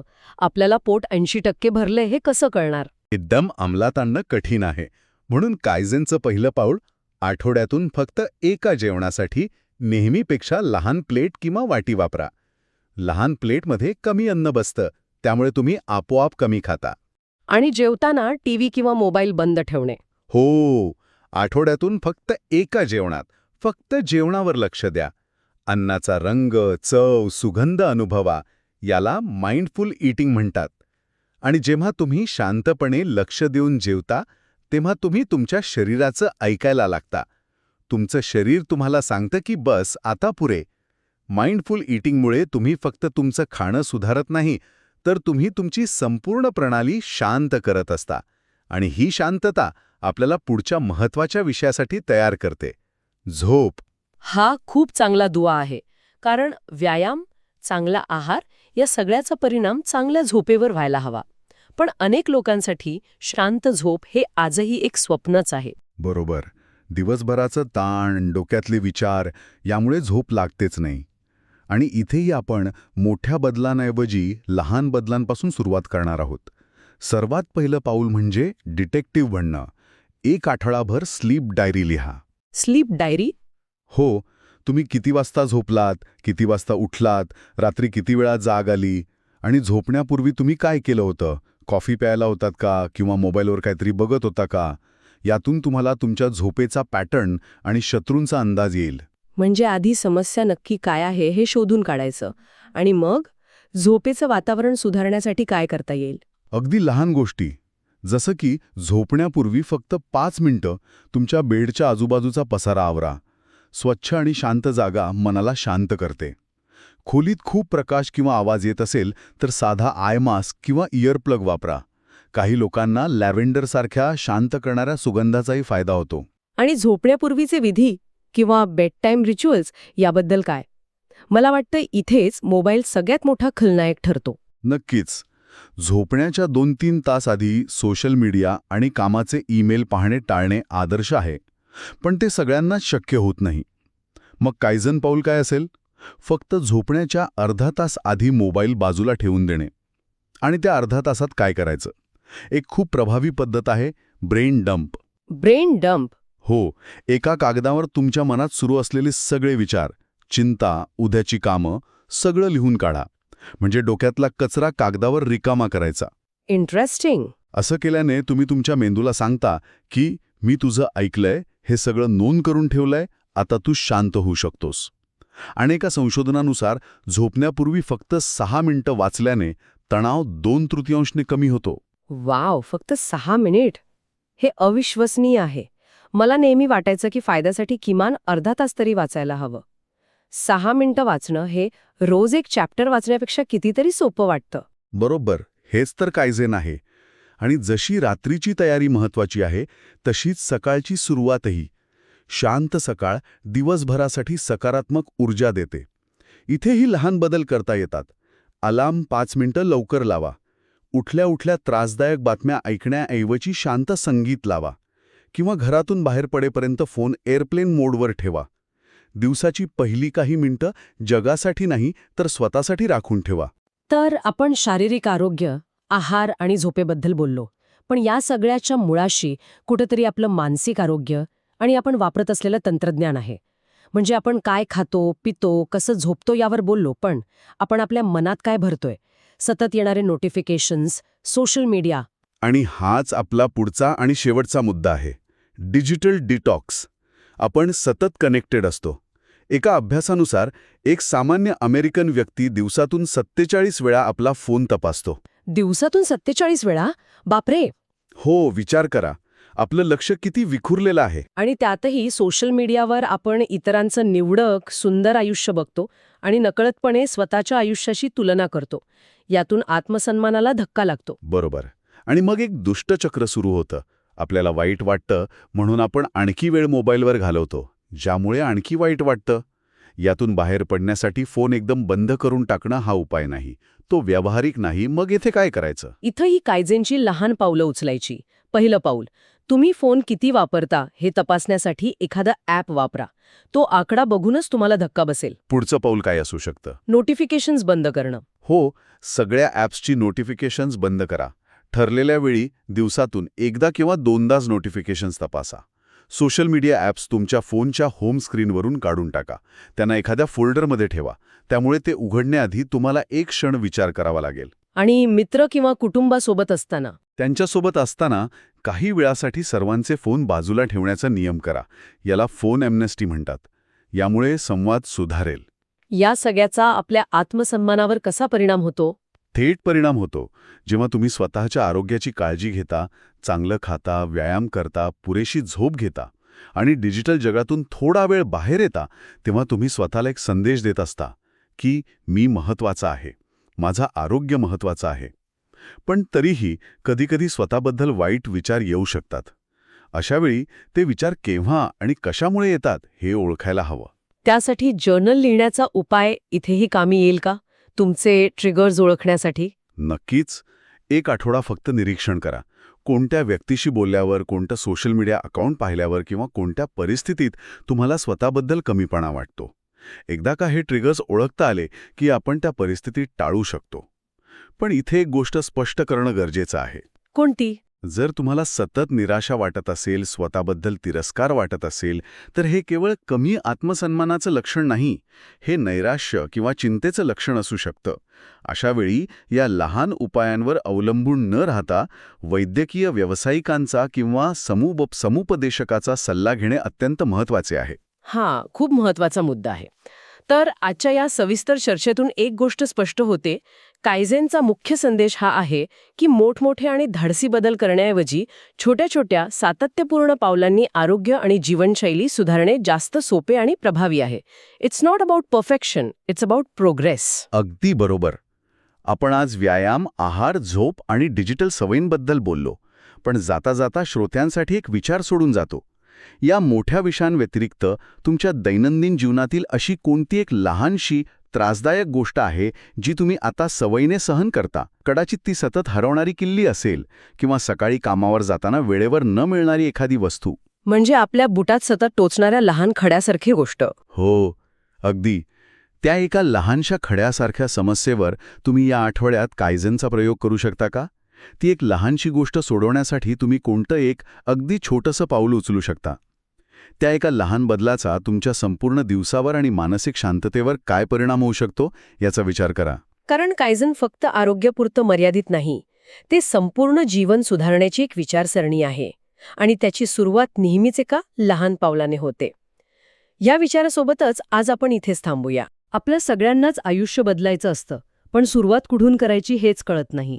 हो, म्हणजे नवीन वर्षाचे संकल्प आपण करतो, पण ते दुसऱ्याच आठवड्यात मोडतात. अगदी. जिमची मेंबरशिप घेतली जाते, पण तिथे जाणं होत नाही. तेच तर. आजच्या चर्चेत आपण या मोठ्या बदलांच्या संकल्पनेलाच थोडं आव्हान देणार आहोत. आपल्याकडे कायझन या जपानी संकल्पनेवर आधारित काही स्रोत आहेत. कायझन म्हणजे सतत लहान सहान सुधारणा करणे. बरोबर. आज आपण हे शोधणार आहोत की मोठमोठ्या उड्या मारण्याऐवजी अगदी लहान, जवळजवळ अदृश्य वाटणारी पावलं उचलून आपण खरंच आपलं ध्येय गाठू शकतो का? आणि हाच तर यातला सगळ्यात महत्त्वाचा मुद्दा आहे. आपण नेहमी बदलाचा विचार करताना एवढा मोठा डोंगर डोळ्यासमोर उभा करतो की सुरुवात करण्याआधीच थकून जातो. हो, अगदी. कायझन आपल्याला त्या डोंगराच्या पायथ्याशी आणून सांगतं की फक्त पुढचं एक पाऊल टाक, मोठं ध्येय विसरून जा. फक्त आजचा दिवस. फक्त आजचा दिवस. फक्त ही एक लहान सुधारणा, आणि यातच त्याची ताकद आहे. बरोबर. मग चला, याची सुरुवात आपल्या आतूनच करूया, म्हणजे आपल्या मानसिक आरोग्यापासून. उत्तम. कारण बाहेर काहीही बदलण्याआधी आत शांतता असणं महत्वाचं आहे, की नाही? अगदी. स्रोतांमध्ये नकारात्मक भावनांना कारणीभूत ठरणाऱ्या गोष्टी म्हणजे ट्रिगर्स ओळखण्यावर खूप भर दिला आहे. अच्छा. हो. आणि हे ट्रिगर्स खूप साधे असू शकतात, जसं की एखादा मित्र किंवा नातेवाईक जो भेटल्यावर सतत टीकाच करतो, किंवा मग सोशल मीडिया जे पाहिल्यावर आपल्याला आपलं आयुष्य कमी वाटू लागतं. कायझेनचा दृष्टिकोन इथे खूप व्यावहारिक आहे. म्हणजे तो म्हणतो की त्या व्यक्तीला पूर्णपणे सोडून देण्याऐवजी फक्त त्यांच्याशी बोलणं थोडं कमी करा. सोशल मीडिया अकाउंट डिलीट करण्याऐवजी दिवसातून फक्त अर्धा तास वापरण्याचा नियम करा. अच्छा, म्हणजे लहान पावलं. हो. यात एक कॉम्प्लिमेंट्स फोल्डर तयार करण्याची कल्पना दिलीये. म्हणजे कामावर मिळालेले चांगले ईमेल्स किंवा कौतुकाच्या नोट्स एका फोल्डरमध्ये सेव्ह करायच्या. हो. खरं सांगायचं तर हे ऐकायला थोडं विचित्र वाटतं. म्हणजे आपण स्वतःच्याच कौतुकात रमल्यासारखं नाही का वाटणार? हां, खूप चांगला प्रश्न आहे. पण याकडे आत्ममग्नता म्हणून पाहण्याऐवजी एक इमोशनल फर्स्ट एड किट म्हणून पाहायला हवं. Emotional first aid kit? हो. विचार करा, जेव्हा तुमचा आत्मविश्वास कमी होतो किंवा कामावर एखादा वाईट दिवस जातो, तेव्हा हे फोल्डर तुम्हाला वस्तुस्थितीची आठवण करून देतं. अच्छा. ते तुम्हाला सांगतं की तुम्ही तुमच्या कामात चांगले आहात, लोकांनी तुमचं कौतुक केलं आहे. ही एक लहानशी गोष्ट तुम्हाला नकारात्मक विचारांच्या गर्तेतून बाहेर काढायला मदत करते. इमोशनल फर्स्ट एड किट ही संकल्पना आवडली, पण शरीरात साठवलेल्या तणावाचं काय? स्रोतांमध्ये बॉडी स्कॅन मेडिटेशनबद्दल सविस्तर माहिती आहे. आता ध्यान किंवा मेडिटेशन म्हटलं की माझं मन सैरावेरा पळू लागतं. हे अनेकांचं होतं. श्वासावर लक्ष केंद्रित करा असं ऐकल्याबरोबर जगातले सगळे विचार माझ्या डोक्यात गर्दी करतात. मग या पद्धतीत असं काय वेगळं आहे? तुम्ही बहुसंख्य लोकांची भावना बोलून दाखवली. अनेकांना वाटतं की ध्यान म्हणजे विचार थांबवणं, पण ते शक्यच नाही. तेच तर. बॉडी स्कॅन मेडिटेशनमध्ये विचारांशी लढायचंच नाहीये. उलट आपलं लक्ष विचारांवरून हटवून शरीराच्या प्रत्येक भागावर न्यायचंय. अच्छा. ही प्रक्रिया खूप सोपी आहे. तुम्ही शांतपणे झोपून किंवा बसून डोळे बंद करा आणि फक्त तुमच्या पायाच्या बोटांवर लक्ष केंद्रित करा. फक्त बोटांवर? हो. तिथे काही तणाव आहे का, थंडी उष्णता जाणवतीये का? मग हळूहळू वर या. घोटा, पोटऱ्या, मांड्या यात तुम्ही कुठेही विचारात हरवलात तर काही हरकत नाही. पुन्हा हळूच आपलं लक्ष शरीरावर परत आणा. अच्छा, म्हणजे विचारांना थांबवण्याचा प्रयत्न करण्याऐवजी त्यांना दुर्लक्षित करून आपलं लक्ष दुसरीकडे वळवायचं आहे. अगदी बरोबर. आणि स्त्रोतांमध्ये एक सुंदर कल्पना दिलीये. तुमचे डोळे जणू पाण्याच्या तळात स्नान करत आहेत अशी कल्पना करा. अरे वा. या लहानशा कल्पनेनेच डोळ्यांवरचा ताण कमी होतो. ही प्रक्रिया पूर्ण झाल्यावर तुम्हाला जाणवेल की शरीरात कुठे कुठे अनावश्यक तणाव साठला होता. आणि स्त्रोतांमध्ये हेही नमूद केलं आहे की कधीकधी या प्रक्रियेत दाबलेल्या भावना वर येऊ शकतात. पण ती एक नैसर्गिक गोष्ट आहे, घाबरण्याचं कारण नाही. ठीक आहे.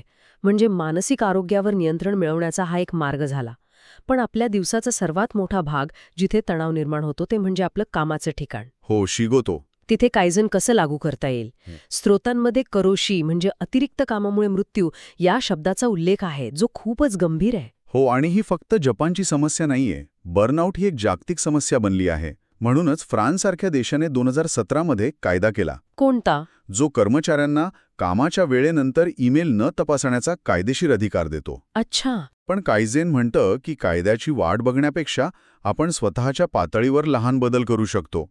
कामाचं स्वरूप बदलण्याआधी कामाची जागा बदलू शकतो. आणि यात दिलेले उपाय खूपच सोपे आहेत, जसं की कामाच्या ठिकाणी नैसर्गिक प्रकाश, बसण्याची योग्य पद्धत आणि पसारा कमी करणे. पण एका गोष्टीने मला खरंच आश्चर्यचकित केलं. कोणत्या? 2014च्या एका अभ्यासानुसार ऑफिसमध्ये फक्त एक लहान रोप ठेवल्याने कर्मचाऱ्यांची उत्पादकता 15% वाढली. हो. 15%? हे अविश्वसनीय आहे. मला वाटायचं की ही केवळ सजावटीशी गोष्ट आहे. नाही, यामागे ठोस विज्ञान आहे.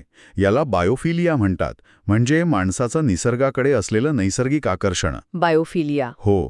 जेव्हा आपण आपल्या कामाच्या निर्जीव वातावरणात निसर्गाचा एक छोटासा तुकडा आणतो, तेव्हा आपला मेंदू शांत होतो, लक्ष केंद्रित करण्याची क्षमता वाढते. आणि सुगंधाचा वापर? जपानमधील कंपन्या कार्यालयात वेगवेगळ्या सुगंधांचा वापर करतात हे तर मला माहीतच नव्हतं. हो, तेही आहे. 1985च्या एका अभ्यासात म्हटलंय की लिंबाच्या सुगंधाने टायपिंगच्या चुका 54% कमी झाल्या. काय सांगताय? 54%? हो, हे आपल्या ज्ञानेंद्रियांना उत्तेजित करण्याबद्दल आहे. कमाल आहे. आणि कामाच्या जागेपलीकडे कामावर जाण्या-येण्याच्या प्रवासाचाही विचार केलाय. म्हणजे 10 मिनिटे जास्त लागली तरी चालेल, पण कमी गर्दीचा मार्ग निवडा. किंवा प्रवासात फोनवर डोकं खुससण्याऐवजी एखादं पुस्तक वाचा. अगदी. आणि दुपारचं जेवणाची सुट्टी. 3 पैकी फक्त 1 कर्मचारी व्यवस्थित जेवणाची सुट्टी घेतो. हे आकडे धक्कादायक आहेत. खरंय. म्हणजे आपण आपल्या कामाला स्वतःच्या आरोग्यापेक्षा जास्त महत्त्व देतो. ही सुट्टी फक्त जेवणासाठी नाही, तर स्वतःला रिचार्ज करण्यासाठी आहे. बरोबर. कामापासून पूर्णपणे वेगळं होण्यासाठी. हो. ठीक आहे. म्हणजे आता कामाची जागा सुखद झाली, डेस्कवर एक रोप आहे, प्रवासाचा ताण कमी झाला. पण त्या जागेत बसून आपण जे काम करतो त्या सवयींचं काय? विशेषतः ईमेल. ईमेल. यावरची माहिती खूपच डोळे उघडणारी आहे. कशी? स्त्रोतांमध्ये ईमेल तपासण्याच्या सवयीची तुलना थेट जुगाराशी केली आहे. थांबा. काय म्हणालात? ईमेलची सवय जुगारासारखी? हो. याला मानसशास्त्रात व्हेरिएबल इंटरव्हल रिइन्फोर्समेंट शेड्यूल म्हणतात. हे खूपच धक्कादायक आहे. म्हणजे आपलं डोकं अगदी स्लॉट मशीनसमोर बसल्यासारखं काम करतं का? अगदी बरोबर. विचार करा, स्लॉट मशीनमध्ये प्रत्येक वेळी लिव्हर ओढल्यावर जॅकपॉट लागत नाही. पण त्या एका मोठ्या जॅकपॉटच्या आशेने, त्या अनिश्चिततेमुळे आपण खेळत राहतो. हो. ईमेलचंही तसंच आहे. येणारा प्रत्येक ईमेल महत्त्वाचा नसतो. 99% ईमेल्स निरुपयोगी असतात. पण तो एक महत्त्वाचा ईमेल, बॉसकडून आलेलं कौतुक, एखादी मोठी संधी, याच्या आशेने आपला मेंदू आपल्याला सतत इनबॉक्स तपासायला भाग पाडतो. बापरे. आता लक्षात आलं की कामावर पोचण्याआधीच अर्धे लोक ईमेल का तपासतात. आपण नकळतपणे या चक्रात अडकलेलो असतो. मग यातून बाहेर पडायचं कसं? कायझेन इथेही लहान नियम सुचवतं. पहिला नियम, सकाळी उठल्याबरोबर आणि कामावर जाताना ईमेल तपासायचा नाही. दिवसाची सुरुवात दुसऱ्यांच्या अजेंडाने करू नका. बरोबर. दुसरा, फोनवरचे नोटिफिकेशन्स बंद करा. आणि तिसरा, जो मला सर्वात जास्त महत्त्वाचा वाटतो, जर रागात किंवा भावनेच्या भरात आलेला ईमेल असेल तर त्याला उत्तर देण्यापूर्वी किमान अर्धा तास थांबा. तो अर्धा तास तुम्हाला चुकीचा निर्णय घेण्यापासून वाचवू शकतो. अगदी. आणि या सगळ्याचा उद्देश एका वेळी एकाच कामावर लक्ष केंद्रित करणे हा आहे. आणि श्रोत्यांमध्ये म्हटलंय की ईमेल करण्याऐवजी फोन उचलला किंवा प्रत्यक्ष जाऊन बोललं तर अनेक समस्या जास्त लवकर सुटतात. हो ना. आपण संवाद साधण्याऐवजी फक्त माहितीची देवाणघेवाण करत राहतो. हे सगळं सध्याचं काम आणि कामाची जागा सुधारण्यासाठी उत्तम आहे. पण समजा एखाद्याला त्यांचं करिअरच बदलायचं असेल, ही तर खूप मोठी भीतीदायक उडी झाली. हे कायझेनच्या तत्वाच्या पूर्णपणे विरुद्ध नाही का? वरवर पाहता तसं वाटू शकतं, पण स्रोत सांगतात की करिअर बदलण्यासाठीही कायझेनचा मार्ग वापरता येतो. म्हणजे एकदम नोकरी सोडून देण्याचं मोठं पाऊल उचलण्याऐवजी लहान लहान चाचण्या घ्या. चाचण्या? हो. सुरुवात करा एका यादीने.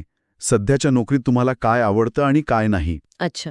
मग ज्या नवीन क्षेत्रात जायचंय तिथल्या लोकांशी बोला, फक्त माहिती घ्या. शक्य असेल तर एका दिवसासाठी त्यांच्यासोबत राहून त्यांचं काम अनुभवा. याला शॅडोईंग म्हणतात. आणि संध्याकाळी किंवा वीकेंडला एखादा छोटा ऑनलाईन कोर्स करायचा. बरोबर. या लहान पावलांमुळे तुम्हाला त्या मोठ्या उडीची भीती वाटणार नाही. तुम्ही माहिती आणि अनुभवाच्या आधारावर निर्णय घ्याल, केवळ भावनेच्या भरात नाही. हे खूपच व्यावहारिक आहे. आणि आता सर्वात मोठ्या विषयाकडे वळूया, जिथे बहुतेक लोकांचा तणाव दडलेला असतो: पैसे. ओकाने. हो. इथे काकेईबो नावाच्या पद्धतीचा उल्लेख आहे. हे काय आहे? एखाद्या बजेटिंग ॲपसारखं आहे का? नाही, आणि हाच यातला महत्वाचा फरक आहे. काकेईबो म्हणजे घरगुती आर्थिक खातेवही. ही पद्धत 1904 मध्ये जपानच्या पहिल्या महिला पत्रकार हानी मोतोको यांनी तयार केली होती. 1904 मध्ये? वा. हो. ॲप्स आपोआप तुमचा खर्च ट्रॅक करतात, पण काकेईबोमध्ये तुम्हाला प्रत्येक खर्च स्वतःच्या हाताने वहीत लिहावा लागतो. पण हाताने लिहिण्याने असा काय फरक पडतो? ते तर अजूनच वेळखाऊ काम आहे. फरक मानसिकतेचा आहे. जेव्हा तुम्ही तुमच्या क्रेडिट कार्डने टॅप करून कॉफी विकत घेता, तेव्हा तुम्हाला ते 50 रुपये खर्च झाल्याची जाणीवही होत नाही. बरोबर. पण जेव्हा तुम्हाला रात्री घरी जाऊन वहीत कॉफी 50 रुपये असं लिहावं लागतं, तेव्हा तो खर्च तुमच्या डोक्यात नोंदवला जातो. हाताने लिहिण्याची क्रिया तुम्हाला तुमच्या खर्चाबद्दल अधिक जागरूक करते. अच्छा. म्हणजे या महिन्यात मी काहीच खर्च करणार नाही असं अशक्य ध्येय ठेवण्याऐवजी आपले पैसे नक्की कुठे जात आहेत हे जाणीवपूर्वक समजून घेणं. अगदी. ही एक प्रकारची फायनान्शियल माइंडफुलनेस प्रॅक्टिस झाली. छान शब्द आहे. काकेईबो तुम्हाला स्वतःला 4 प्रश्न विचारायला शिकवते. तुमच्याकडे किती पैसे आहेत? तुम्हाला किती वाचवायचे आहेत? तुम्ही किती खर्च करत आहात आणि तुम्ही यात सुधारणा कशी करू शकता? म्हणजे हे तुम्हाला तुमच्या आर्थिक सवयींचा आरसा दाखवतं. अगदी. दोष न देता. आणि मग तुम्ही ठरवू शकता की पुढच्या आठवड्यात बाहेरून जेवण मागवण्याऐवजी मी एकदा घरी जेवण बनवेन. ही एक लहान कायझेन सुधारणा झाली. तर आजच्या या संपूर्ण चर्चेतून आपण काय शिकलो? बॉडी स्कॅन मेडिटेशनपासून डेस्कवरच्या बोनसाईपर्यंत. आणि ईमेलच्या जुगारापासून काकेईबोच्या वहीपर्यंत. सगळीकडे एकच सूत्र आहे: लहान सातत्यपूर्ण बदलांची प्रचंड ताकद. बरोबर. याचा मूळ संदेश हा आहे की बदलासाठी किंवा तणाव कमी करण्यासाठी प्रचंड उलथापालट करण्याची, आयुष्य नव्याने सुरू करण्याची गरज नाही. आपल्या डेस्कवर एक छोटं रोप लावणं इतकं, किंवा रागाच्या भरात आलेला ईमेल अर्धा तास बाजूला ठेवणं इतका लहान बदलही परिवर्तन घडवू शकतो. आपल्याला नियंत्रणाची भावना देतो. आणि जाता जाता एक विचार: या स्रोतांमध्ये सध्याची परिस्थिती सुधारण्यावर भर दिला आहे, पण विचार करा, जर आपण दररोज आपल्या कामात किंवा जीवनात फक्त एक अगदी लहान कायझेन सुधारणा केली, तर एका वर्षाने आपण कुठे असू? आणि ही चर्चा ऐकल्यानंतर अशी कोणती एक अगदी हास्यास्पद वाटेल इतकी लहान गोष्ट आहे जी आपण लगेच बदलू शकता? तर आज आपण एका अतिशय रंजक जपानी संकल्पनेबद्दल बोलणार आहोत: कायझेन. आपल्या श्रोत्यांनी kaizen the Japanese method for transforming habits हे पुस्तक आणि काही संबंधित लेख दिले आहेत. खरं सांगायचं तर कायझेन हा शब्द मी नेहमी मोठ्या कंपन्यांच्या म्हणजे फॅक्टरीच्या संदर्भात ऐकलाय, की उत्पादन कसं सुधारायचं वगैरे. पण आपल्या रोजच्या आयुष्यात याचा काय संबंध? बरोबर आहे. बहुतेक लोकांना असंच वाटतं. पण या स्रोतांचं सार हेच आहे की कायझेन ही विचारसरणी आपल्या घरात, आपल्या बँक बॅलन्समध्ये सुद्धा क्रांती घडवू शकते. कायझेन म्हणजे चांगल्यासाठी बदल किंवा सतत सुधारणा. पण यातली गंमत म्हणजे हे बदल प्रचंड मोठे, धाडसी नसतात. अगदी छोटे. इतके छोटे की ते करायला आपल्याला अजिबात कंटाळा किंवा भीती वाटणार नाही. आज आपण हेच बघणार आहोत की हे छोटे बदल करून आपण आपले पैसे आणि आपलं मन दोन्ही कसं शांत ठेवू शकतो. नवीन वर्षाचे संकल्प करून ते मोडण्याची तर आपल्याला सवयच असते. चला तर मग सुरुवात करूया त्या विषयापासून जिथे बहुतेक लोकांचा संकल्प मोडतो: पैशांचं नियोजन. या स्रोतांमध्ये खर्चाचे 2 प्रकार सांगितले आहेत नाही का? हो, अगदी. अत्यावश्यक खर्च आणि इतर खर्च. हां. अत्यावश्यक म्हणजे जे टाळता येत नाहीत. घर भाडं, लाईट पाण्याचं बिल, प्रवासाचा खर्च. किराणा, कर्जाचे हप्ते. बरोबर. हं, या गोष्टींवर खर्च करावाच लागतो. बरोबर. पण कायझेन इथे सांगतं की खर्च टाळता येत नसला तरी तो कमी नक्कीच करता येतो. पण हे खर्च कमी कसे करणार? म्हणजे घर भाडं तर ठरलेलं असतं, किराणा तर लागतोच. इथेच तर लहान सुधारणांची गंमत आहे. उदाहरणार्थ आपलं वीज किंवा मोबाईलचं बिल. हं, आपण कितीतरी वर्ष एकाच कंपनीची सेवा वापरत असतो, पण आपण कधी नवीन प्लॅन्स किंवा दुसऱ्या कंपन्यांचे दर तपासतो का? नाही, खरं तर नाही. अनेकदा नवीन कंपन्या किंवा तुमची सध्याचीच कंपनी ग्राहक टिकवून ठेवण्यासाठी चांगल्या ऑफर्स देतात. फक्त एक फोन करून विचारायची गरज असते. हा 10-15 मिनिटाचा प्रयत्न महिन्याला काही शेकड्यांची बचत नक्कीच करू शकतो. खरंय, आपण याकडे लक्षच देत नाही. आळस म्हणू शकतो किंवा वेळ नाही असं वाटतं. आणि किराणा मालाच्या खरेदीबद्दलचा मुद्दा तर मला खूपच धक्कादायक वाटला. सुपरमार्केट आपल्याला जास्त खरेदी करायला कसं भाग पाडतं याबद्दल जे लिहिलंय ते थक्क करणार आहे. अगदी. सुपरमार्केट तुमच्या डोळ्यासमोर एक सापळा रचतं. तुम्ही आज शिरल्या तुम्हाला ताज्या, स्वस्थ फळभाज्या दिसतात. त्या उचलून कार्टमध्ये टाकल्यावर आपल्याला खूप हुशार असल्यासारखं वाटतं की अरे वा, आपण किती बचत करतोय. हो, अगदी बरोबर. याच चांगल्या भावनेमुळे आपली निर्णय क्षमता थोडी ढिली पडते. मग आपण पुढे जातो आणि नकळतपणे महागडे बिस्किट्स, प्रक्रिया केलेले पदार्थ, ज्यांची गरज नसते त्या गोष्टी कार्टमध्ये टाकायला लागतो. म्हणजे खरेदीची यादी बनवणं हे फक्त शिस्तीसाठी नाही, तर सुपरमार्केटच्या या मानसिक खेळापासून स्वतःला वाचवण्यासाठी आहे. कमाल आहे, म्हणजे आठवड्यातून एकदा यादी घेऊन खरेदीला जाणं ही एक छोटी सवय झाली. बरोबर. आता दुसऱ्या प्रकारच्या खर्चाकडे येऊया, ज्याला इतर खर्च म्हटले. म्हणजे आपलं मनोरंजन, बाहेर खाणं-पिणं, शॉपिंग, छंद वगैरे. ज्यावर आपला काहीच कंट्रोल नसतो. तसं नाही. कायझन हे सगळं बंद करायला सांगत नाही, कारण त्यामुळे आयुष्य नीरस होईल. उलट ते आपल्याला प्रत्येक खर्चाकडे अधिक सजगपणे बघायला शिकवतं. खर्च केल्यावर स्वतःला काही प्रश्न विचारायचे. याची खरंच गरज होती का? यामुळे मला खरा आनंद मिळाला का? हा खर्च परवडणारा होता का? अगदी. आणि अनावश्यक खरेदी टाळण्यासाठी ती 24 तासांची युक्ती दिली आहे. हो, ती मला खूप आवडली. कोणतीही मोठी वस्तू, विशेषतः ऑनलाईन दिसलेली, लगेच खरेदी करू नका. तिला कार्टमध्ये टाकून ठेवा आणि 24 तास थांबा. हो, कारण अनेकदा खरेदी ही भावनेच्या भरात होते. एखादी जाहिरात बघून किंवा तणावात असताना रिटेल थेरपी म्हणून आपण खरेदी करतो. पण 24 तासानंतर तो मोह किंवा ती भावना ओसरलेली असते. मग दुसऱ्या दिवशी जर ती वस्तू तितकीच महत्वाची वाटली तरच ती घ्या. 90% वेळा ती इच्छा निघून गेलेली असते. पण हे 24 तास थांबणं नेहमीच व्यावहारिक आहे का? म्हणजे ऑनलाईन सेल्समध्ये तर लाइटनिंग डील्स असतात, जिथे वेळ खूप कमी असतो. अशा वेळी काय करायचं? खूप चांगला प्रश्न आहे. अशा वेळी कायझेनचा मूळ विचार आठवायचा. लहान सुधारणा. अशा सेलसाठी आधीपासून तयारी करा. आपल्याला काय हवं याची एक अंदाजे यादी ठेवा.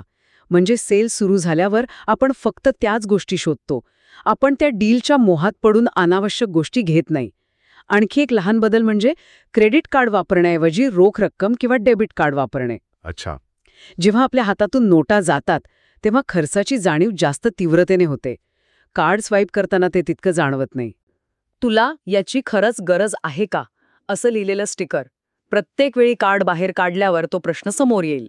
बरोबर. ही एक लहानशी कृती आहे, पण ती तुमच्या आणि तुमच्या पैशांमध्ये एक विचाराचा क्षण निर्माण करते. तर या सगळ्या लहान सवयींमधनं होतं काय की केवळ पैसे वाचत नाहीत, तर पैशांबद्दलची चिंता कमी होते. आपल्या खर्चावर आपलं नियंत्रण आहे ही भावना एक प्रकारची मानसिक शांतता देते. म्हणजे खर्चावर नियंत्रण मिळवल्याने एक प्रकारची मानसिक शांतता मिळते. पण मला वाटतं ही शांतता फक्त बँकेतल्या आकड्यांवर अवलंबून नसते. आपल्या आजूबाजूच्या वातावरणाचा, विशेषतः आपल्या घराचाही यावर खूप परिणाम होत असेल, नाही का? नक्कीच. आणि इथेच कायझेनचा दुसरा आणि तितकाच महत्त्वाचा पैलू समोर येतो. आर्थिक अव्यवस्था आणि घरातील अव्यवस्था या एकाच नाण्याच्या 2 बाजू आहेत. जपानमध्ये तर घर म्हणजे फक्त राहण्याची जागा नाही, तर ती एक शांतता मिळवण्याची, स्वतःला रिचार्ज करण्याची जागा मानली जाते. घरांबद्दल एक कुतूहल वाटत आलं आहे. आपण सिनेमात किंवा डॉक्युमेंटरीमध्ये बघतो की ती किती लहान आणि सुटसुटीत असतात. यामागे फक्त जागेची कमतरता हेच कारण आहे की अजून काही वेगळी विचारसरणी आहे? जागेची कमतरता हे एक कारण आहेच, पण त्याहून मोठी एक सांस्कृतिक आणि तात्विक विचारसरणी आहे. या स्रोतांमध्ये एक आश्चर्यकारक माहिती दिली आहे. आपल्याकडे जसं घर पिढ्यानपिढ्या टिकण्यासाठी बनवतात तसं जपानमध्ये नाही. तिथे घराचं सरासरी आयुष्य फक्त 20 ते 30 वर्ष असतं. काय सांगताय? 20-30 वर्ष? हो, आणि घराची किंमत वेळेनुसार वाढत नाही, उलट कमी होते. अच्छा, हे तर आपल्या विचारांच्या अगदी उलट आहे. हो, यामुळं होतं काय की तिथल्या लोकांमध्ये वस्तूंबद्दल आणि जागेबद्दल एक प्रकारची तात्पुरतेपणाची भावना आहे, इम्पर्मनन्स. कोणतीही गोष्ट कायमची नाही, त्यामुळे तिचा पसारा कशाला करायचा. म्हणूनच तिथली घरं मिनिमॅलिस्टिक म्हणजे साधी आणि फंक्शनल म्हणजे उपयुक्त असतात. तातामी मॅट्स, फुसुमा म्हणजे सरकते दरवाजे, यामुळे एकाच जागेचा अनेक प्रकारे वापर करता येतो. 1 मिनिट, म्हणजे लिव्हिंग रूम आणि बेडरूम एकच? बरोबर. दिवसा जी खोली दिवाणखाना असते, रात्री तिथेच गाद्या घालून झोपण्याची सोय होते. ही लवचिकता त्यांच्या विचारांमध्येही उतरते. मग हीच विचारसरणी आपण आपल्या घरात शांतता आणि सुव्यवस्था आणण्यासाठी कशी वापरायची? सुरुवात कुठून करायची? कारण घर आवरायचं म्हटलं की डोळ्यासमोर कामाचा डोंगर उभा राहतो. आणि इथेच काईझेन आपल्याला मदत करतं. कामाचा डोंगर बघायचाच नाही, सुरुवात एका लहान पावलाने करायची. पुस्तकात म्हटल्याप्रमाणे फक्त एक खोली निवडा, समजा बेडरूम, आणि फक्त तिचं निरीक्षण करा. काही करायचं नाही, फक्त बघायचं आणि स्वतःला विचारायचं, या खोलीत आल्यावर मला कसं वाटतं? शांत, प्रसन्न वाटतं की तणावग्रस्त, बेचैन वाटतं? अच्छा, इथे पसारा आहे का? प्रत्येक वस्तूला तिची जागा आहे का? अगदी. निरीक्षण केलं, मग पुढे काय? मग त्या खोलीतल्या समस्यांची एक यादी करायची. पण त्यावर लगेच उपाय शोधायचे नाहीत, फक्त समस्या लिहायच्या. उदाहरण, कपड्यांचा ढीक खुर्चीवर पडलेला आहे. टेबलावर अनावश्यक वस्तू पडल्या आहेत. बेडखाली धूळ साचलीये. आता यातली फक्त एक सगळ्यात सोपी समस्या निवडायची. समजा कपड्यांचा ढीग. आता कायझेन म्हणजे तो सगळा ढीग उचलून कपाटात भरणं नाही. कायझेन म्हणजे आज मी या ढिगातून फक्त वापरलेले आणि न वापरलेले कपडे वेगळे करेन. बस, हे काम 10 मिनिटात होईल. म्हणजे मोठं काम छोट्या छोट्या, सहज करता येण्यासारख्या तुकड्यांमध्ये विभागायचं. अगदी बरोबर. आणि हे फक्त कपड्यांपुरतं नाही. समजा तुमचा किचनचा काउंटर नेहमी भरलेला असतो. कायझेन म्हणजे सगळं किचन एका दिवसात साफ करणं नाही. कायझेन म्हणजे आज मी फक्त काउंटरवरच्या 3 अनावश्यक वस्तू उचलून जागेवर ठेवेन. फक्त 3. एवढं तर कोणीही कधीही करू शकतं. आणि ही सवय लागली की पसारा पुन्हा कधीच वाढत नाही. हे ऐकायला खूप सोपं वाटते, पण मला वाटतं की कपडे किंवा इतर वस्तू आवरण्यापेक्षा भावनिकदृष्ट्या महत्त्वाच्या वस्तू म्हणजे सेंटिमेंटल आयटम्स आवरणं हे सर्वात कठीण काम आहे. त्यांचं काय करायचं? यावर पुस्तकात काही विशेष सल्ला दिलाय का? तुम्ही अगदी बरोबर मुद्दा मांडला. हे सगळ्यात आव्हानात्मक असतं, कारण या वस्तूंशी आपल्या आठवणी जोडलेल्या असतात. यावर पुस्तकात एक खूप सुंदर विचार दिला आहे. आपल्याला आठवणी जपायच्या आहेत, पसारा नाही. एखाद्या प्रिय व्यक्तीच्या आठवणी जपण्यासाठी त्यांच्या सगळ्याच वस्तू घरात साठवून ठेवण्याची गरज नसते. त्याऐवजी त्यांच्या काही निवडक खास वस्तू एका मेमरी बॉक्समध्ये जतन करून ठेवता येतात. बाकीच्या वस्तू गरजू लोकांना दान करता येतात, जेणेकरून त्या वस्तूंचा पुन्हा वापर होईल. जुने फोटो, पत्र स्कॅन करून डिजिटल स्वरूपात जतन करता येतात. जागाही वाचते आणि आठवणही सुरक्षित राहतात. आणि पुस्तकांबद्दल काय? आपल्यापैकी अनेकांच्या घरी न वाचलेल्या पुस्तकांचे ढीग असतात. त्याला एक छान जापानी शब्दही आहे, त्सुंदुकू. त्सुंदुकू याचा अर्थ आहे वाचण्यासाठी आणलेली पण न वाचलेली पुस्तकं. माझ्या स्वतःच्या घरात पुस्तकांचा असा एक डोंगर होता. मला वाटायचं की ही सगळी पुस्तकं म्हणजे ज्ञानाचा साठा आहे, पण खरं तर ती न वाचल्यामुळे माझ्यावर एक प्रकारचं ओझं झालं होतं. अपराधीपणाची भावना यायची. हो, हे होतं. कायझेन इथे सांगतं की प्रामाणिकपणे विचार करा, यातली कोणती पुस्तकं तुम्ही खरंच वाचणार आहात, जी नाही ती विकून टाका किंवा लायब्ररीला दान करा. ज्या दिवशी मी त्यातली अर्धी पुस्तकं दान केली, तेव्हा खरं तर खूप हलकं वाटलं. म्हणजे पसारा कमी केल्याने फक्त घरातली जागाच मोकळी होत नाही, तर मनातली जागाही मोकळी होते. आणि घराला अधिक आरामदायक बनवण्यासाठी महागड्या वस्तूंची गरज नाही, असंही या स्रोतांमध्ये म्हटले आहे. हो, आणि हे खूप महत्त्वाचं आहे. घरात शांत आणि सकारात्मक वाटण्यासाठी इंटिरियर डिझायनरची गरज नाही. खिडक्या उघड्या ठेवून घरात ताजी हवा आणि नैसर्गिक प्रकाश येऊ देणं, एखादं छोटंसं रोप लावणं, जुन्या खोक्यांना सुंदर कागद लावून स्टोरेज बॉक्स बनवणं किंवा संध्याकाळी एखादी सुगंधी मेणबत्ती लावणं, यांसारख्या लहान सहान विनाखर्चाच्या गोष्टींमुळे घरातलं वातावरण खूप बदलतं. यात खर्च कमी आणि समाधान जास्त आहे. गोष्ट स्पष्ट होतीये की कायझेन ही फक्त जपानमधल्या कंपन्यांसाठी नाही, ती आपल्यासारख्या सामान्य माणसांसाठी, आपल्या रोजच्या आयुष्यासाठी आहे. मग ते पैशांचं नियोजन असो किंवा घराची आवरावर.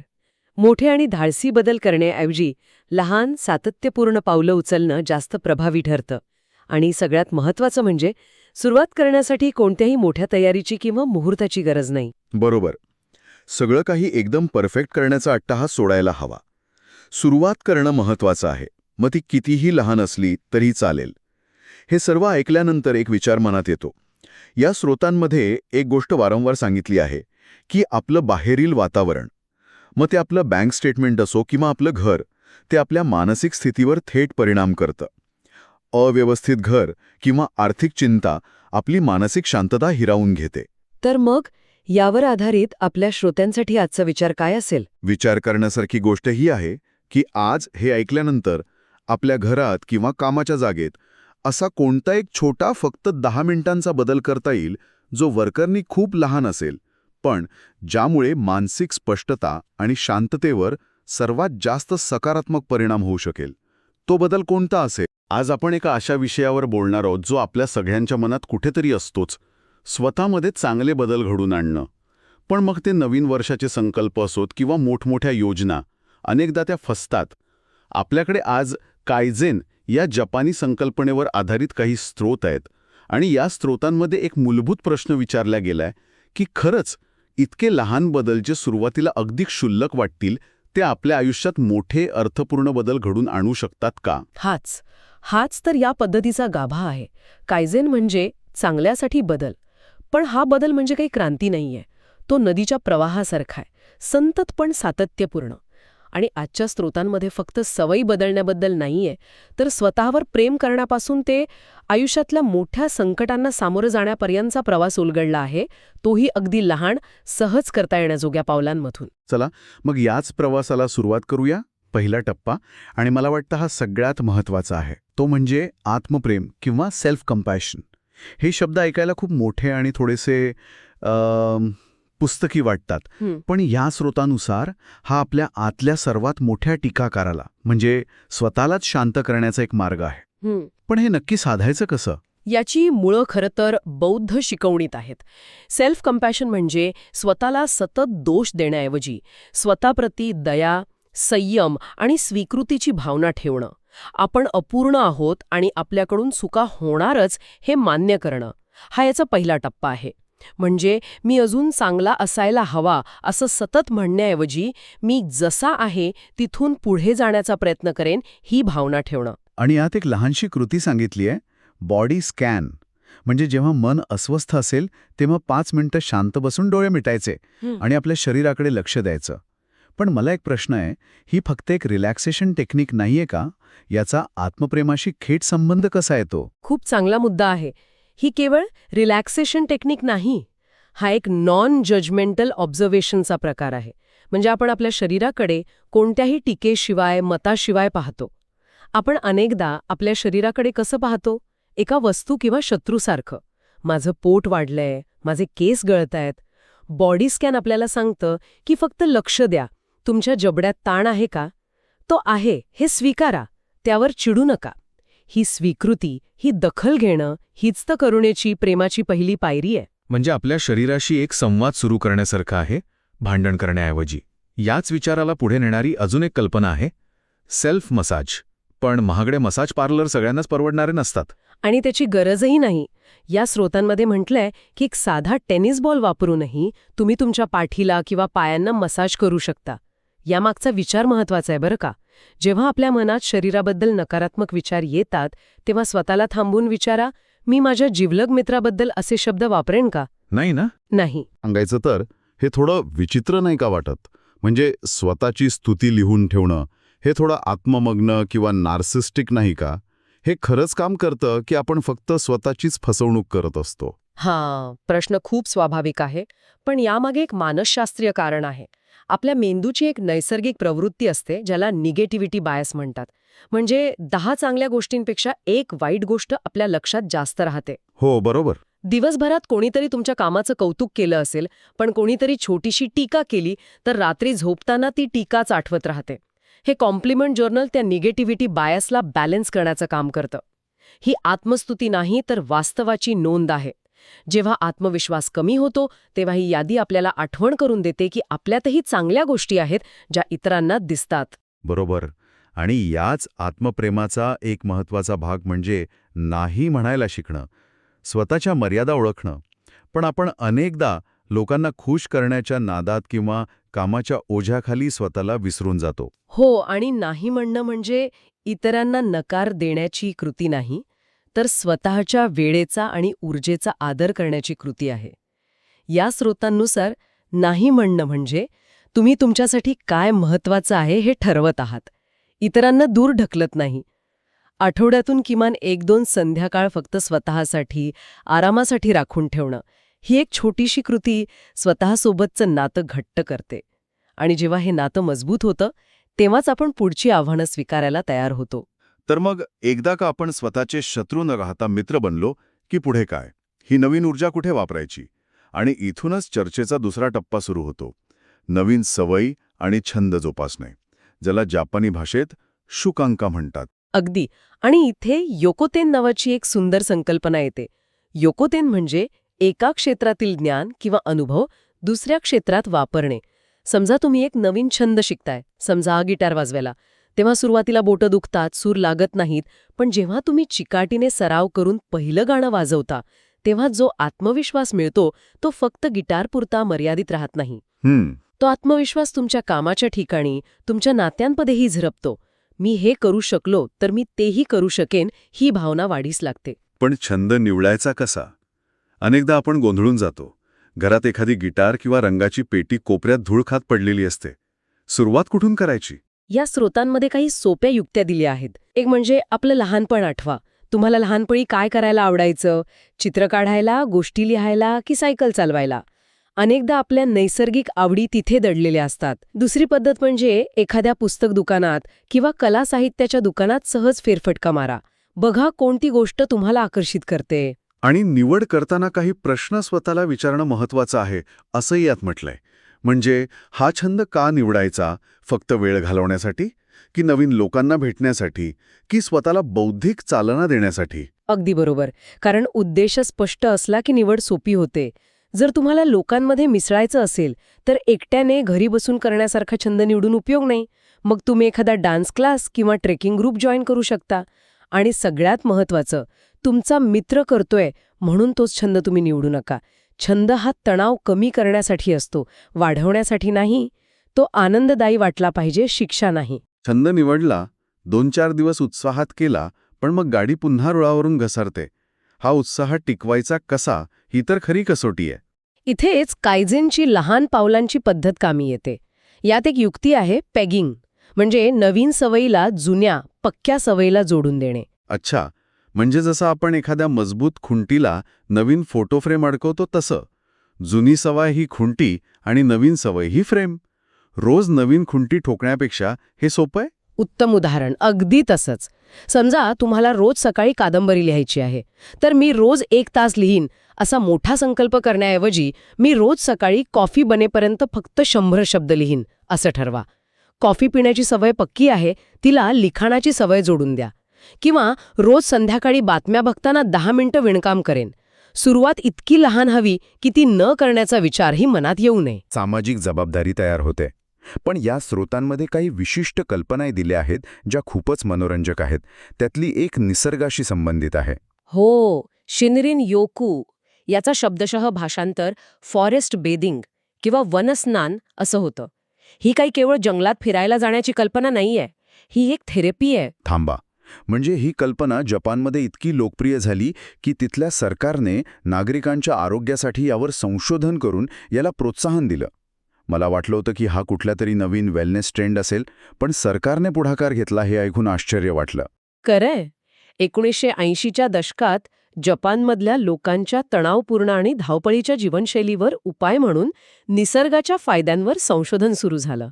शिनरिन योकूचा उद्देश व्यायाम करणं किंवा एखादा शिखर सर करणं नाही, त्याचा उद्देश आहे निसर्गाला आपल्या 5ही इंद्रियांनी अनुभवणं. फोन बंद ठेवून, कोणताही हेतू मनात न ठेवता शांतपणे जंगलात किंवा अगदी जवळच्या बागेत फिरायचं. म्हणजे फक्त चालायचं नाही तर थांबायचं, झाडांच्या सालीला स्पर्श करायचा, मातीचा किंवा फुलांचा वास घ्यायचा, पक्ष्यांचे आवाज ऐकायचे. ठरलेल्या वाटेवरून चालण्याऐवजी मन जिथे नेईल तिथे जायचं. आणि या स्रोतानुसार संशोधनातून असं सिद्ध झालंय की यामुळे रक्तदाब कमी होतो, रोगप्रतिकारशक्ती वाढते आणि तणावाला कारणीभूत असणाऱ्या कॉर्टिसॉल हार्मोनची पातळी कमी होते. आणि ही गोष्ट करण्यासाठी दूर जंगलात जायची गरज नाहीये. तुमच्या शहरातली एखादी मोठी बाग, जिथे झाडं आहेत, शांतता आहे, तिथेही हे करता येतं. थोडा वेळ डोळे मिटून शांतपणे श्वास घेणं आणि आपल्या आजूबाजूच्या नैसर्गिक आवाजांवर, वासांवर लक्ष केंद्रित करणं, एवढं केलं तरी मनाला खूप आराम मिळतो. हे सगळं ऐकायला खरंच खूप छान वाटते, पण आयुष्य नेहमीच इतकं सोपं आणि सरळ नसतं. कधीतरी नोकरी जाते, नात्यात दुरावा येतो, एखादी मोठी अडचण उभी राहते. अशा वेळी नवीन सवयी, छंद हे सगळं बाजूला पडतं. मग काय करायचं? म्हणूनच संभाव्य अडथळ्यांची आधीच कल्पना करणं महत्वाचं आहे. या स्रोतांमध्ये खूप मार्मिक गोष्ट सांगितली आहे. जपानी आणि चीनी भाषेत संकट म्हणजे क्रायसिस या शब्दासाठी एकच चिन्ह नाही, तर ते धोका आणि संधी या 2 चिन्हांना एकत्र करून बनलंय. धोका आणि संधी म्हणजे प्रत्येक संकटात एक संधी दडलेली असते. हो, कठीण काळातून जाताना आपण स्वतःबद्दल आणि आपल्या क्षमतेबद्दल खूप काही शिकतो. मी एका उद्योजकाबद्दल वाचलं होतं, ज्याचा व्यवसाय बुडाला. धोका होता तो दिवाळखोरीचा, पण संधी ही होती की 10 वर्षांत पहिल्यांदाच तो पूर्णपणे मोकळा होता. त्याने त्यावेळेचा उपयोग एक नवीन कौशल्य शिकण्यासाठी केला, ज्यामुळे त्याला एका पूर्णपणे वेगळ्या आणि अधिक आनंददायी करिअरची संधी मिळाली. संकट आपल्याला अधिक कणखर बनवतं. आणि समजा आपण ठरवलेलं ध्येय गाठता आलंच नाही तर? 5 किलोमीटर धावण्याचं ठरवलं, पण 1 किलोमीटरमध्ये दम लागला, तेव्हा स्वतःला दोष द्यायचा का? अजिबात नाही. इथेच कायझेनचा खरा अर्थ दडलेला आहे. ही ऑल ऑर नथिंग म्हणजे सगळं किंवा काहीच नाही अशी पद्धत नाहीये. जर 5 किलोमीटर धावणं शक्य नसेल तर किमान 10 मिनिटं चालायला जा. काहीही न करण्यापेक्षा छोटं काहीतरी करणं नेहमी चांगलं असतं. स्वतःवर कठोर होण्याऐवजी स्वतःशी संवाद साधा. आज का नाही जमलं? ठीक आहे, उद्या पुन्हा प्रयत्न करू. हळूहळू पुन्हा आपल्या ध्येयाकडे वाटचाल करता येते. म्हणजे कायझेन ही एक जीवनभराची प्रक्रिया आहे, झटपट परिणाम देणारी जादूची कांडी नाही. यात सतत स्वतःच्या भावना आणि वागणुकीबद्दल जागरूक राहून आपल्यासाठी काय योग्य आहे ते शोधून त्यात हळूहळू सुधारणा करत राहायचं आहे. अगदी बरोबर. आणि ही वन साइज फिट्स ऑल पद्धत नाहीये. प्रत्येकासाठी ती वेगळी असू शकते. महत्वाचं आहे ते स्वतःच्या मनाचं आणि शरीराचं ऐकणं. ही एक शांत क्रांती आहे जी आतून सुरू होते आणि हळूहळू आपल्या संपूर्ण आयुष्य बदलून टाकते. तर आजच्या या चर्चेतून आपण कायझेनच्या मदतीने स्वतःमध्ये बदल घडवण्याचा एक वेगळाच दृष्टिकोन पाहिला. याची सुरुवात होते स्वतःवर प्रेम करण्यापासून, आपल्या आतल्या टीकाकाराला शांत करण्यापासून, मग त्यातून मिळालेली ऊर्जा नवीन छंद जोपासण्यात वापरून आत्मविश्वास वाढवण्यापर्यंत, आणि शेवटी आयुष्यातल्या मोठ्या अडथळ्यांना धोका म्हणून न पाहता एक संधी म्हणून स्वीकारण्यापर्यंत. आणि या स्रोतांच्या शेवटी एक विचार दिला आहे जो आपल्या सगळ्यांना विचार करायला लावेल. त्यात म्हटलंय की जर कायझेन पद्धत तुमच्यासाठी यशस्वी होत असेल तर ती इतरांसोबतही शेअर करा. यावरून मला एक प्रश्न सुचतो. अशी कोणती एक लहानशी सुधारणा किंवा सवय आहे जी आपण आपल्या जवळच्या व्यक्तीसोबत, मित्र, सहकारी किंवा कुटुंबातील सदस्य शेअर करू शकतो? अशी सुधारणा जी केवळ त्या व्यक्तीच्याच नाही तर आपल्या दोघांच्या नात्यात आणि आपल्या आसपासच्या वातावरणातही एक सकारात्मक बदल घडून आणू